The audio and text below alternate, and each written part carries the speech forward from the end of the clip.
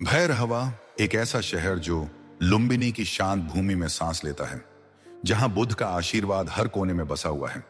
लेकिन शहर की गलियां अब तेज रफ्तार की दुनिया में भाग रही हैं। इसी शहर की एक संकरी गली में रहता था अर्जुन, एक मामूली टैक्सी ड्राइवर, और वहीं पास की बस्ती में रहती थी मायरा, एक स्कूल टीचर। अर्जुन के लिए भैरहवा सिर्फ एक शहर नहीं था, वो उसका संसार था। उसका बचपन यहीं बीता, उसका पहला प्यार यहीं पनपा, और उसका हर सपना यहीं मिट्टी में मिला। मायरा लुम्बिनी से कुछ दूरी पर एक गांव से रोज स्कूल पढ़ाने आती थी। हर दिन सुबह 8 बजे भैरहवा बस पार्क पर उसकी बस रुकती और अर्जुन वहीं खड़ा रहता, कभी जानबूझकर, कभी बस यूं ही। धीरे धीरे मायरा को भी उसकी चुपचाप निगाहों में अपनापन दिखने लगा। कुछ महीने बीते। अर्जुन ने एक दिन साहस कर पूछा, तुम्हें भैरहवा कैसा लगता है? मायरा मुस्कुराकर बोली, अब तो ये शहर थोड़ा अपना सा लगने लगा है, शायद तुम्हारी वजह से। उनका प्यार धीरे धीरे इस शोरगुल भरे शहर में भी खिलने लगा। भैरहवा की भीड़, बस पार्क की आवाजाही और सोनौली बॉर्डर के ट्रकों के बीच उनका रिश्ता एक कोने में शांति की तरह पल रहा था।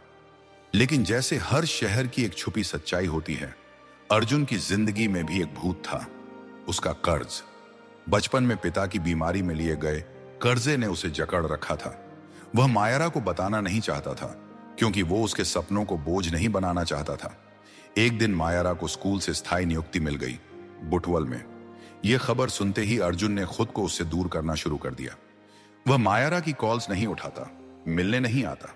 मायरा समझ नहीं पाई कि ऐसा क्यों हो रहा है। अंततः मायरा ने एक दिन भैरहवा लौटकर उसे ढूंढ ही लिया। वह बस चुपचाप बोला, मुझे मत ढूंढो मायरा, इस शहर की गलियों में तो मैं हूं, पर तेरे साथ चलने लायक नहीं। मैं खुद को नहीं छुड़ा पाया, तुझे क्या आजादी दूंगा। मायरा ने उसकी आंखों में देखा और कहा, शहर की हर सड़क पर भीड़ होती है अर्जुन, लेकिन हर किसी को कोई एक छांव मिलती है। मेरे लिए वो तुम थे। अगर तुम नहीं चलोगे तो यह शहर भी मेरा नहीं रहेगा। लेकिन नियति ने फिर मजाक किया। उसी रात अर्जुन की टैक्सी का एक्सीडेंट हो गया। अस्पताल में सिर्फ एक बैग मिला, जिसमें उसकी और मायरा की तस्वीर और एक खत था। मायरा, भैरहवा का हर मोड़ मेरे लिए तुमसे शुरू होता है और तुम पर खत्म। तुमने मुझे जीना सिखाया। अगर किस्मत साथ देती तो इस शहर में एक छोटा सा घर हमारा होता। शायद अगले जन्म में। इस बार तुम मेरी टैक्सी में सवार रहो, जिंदगी भर। अर्जुन।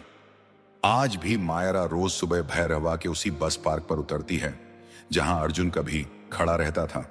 और लोग कहते हैं, जब भी लुम्बिनी से कोई ठंडी हवा भैरहवा को छूती है, वहां अर्जुन की यादें अब भी मुस्कुराती हैं।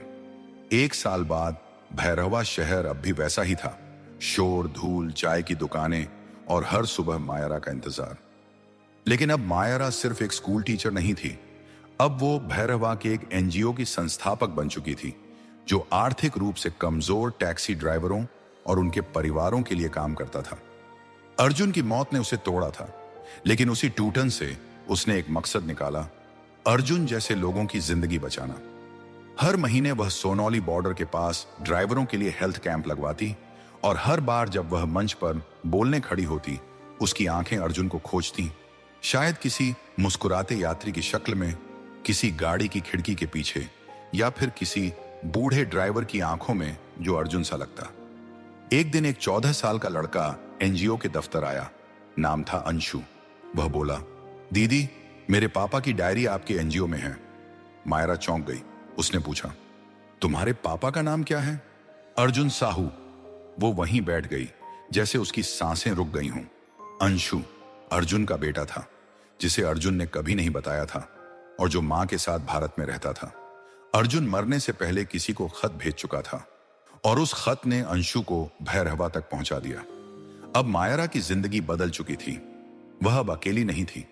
अंशु में उसे अर्जुन की मुस्कान दिखती, उसकी चाल, उसका गुस्सा, सब कुछ। मायरा ने अंशु को स्कूल में भर्ती कराया, और फिर एक शाम उसे उसी जगह ले गई, लुम्बिनी के पास के उस शांत पार्क में, जहां अर्जुन अक्सर कहा करता था, यहां की हवा में शांति नहीं, मोहब्बत है। अंशु वहां खड़ा होकर बोला, दीदी, क्या मैं यहां पापा के लिए कुछ लिख सकता हूं?